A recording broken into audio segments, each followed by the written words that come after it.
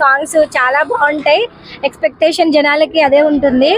So trailer లో ఎన్టీఆర్ అన్న look ఎలా అనిపించింది మరి? చాలా బాగుందండి. లుక్ డిఫరెంట్ ఉంది.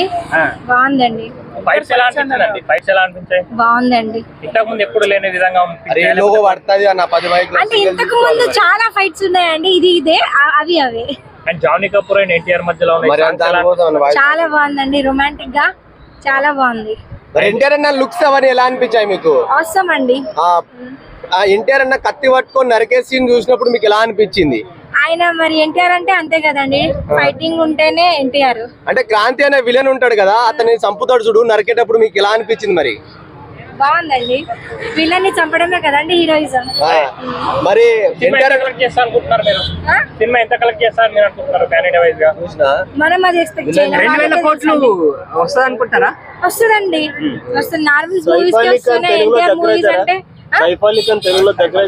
ఏదో ఒకటి కంప్లీట్ చేయని ఆమె మాట్లాడు చెప్పమ్మా. అంటే 2000 కోట్లు కొడుతుందా? మాక్సిమం కొడుతుందండి. ఇంకా ఎన్టీఆర్ అన్న అంటే ఎందుకు అంత ఇష్టం మీకు? ఎందుకనంటే మంచి పర్సన్ సార్. అండ్ వాళ్ళ తాతయ్య అని కాదు, వాళ్ళ తన టాలెంట్ సూపర్. తన ఫైటింగ్ గానీ, రొమాంటిక్ మూవీస్ గానీ, సాంగ్స్ గానీ చాలా బాగుంటాయి. సో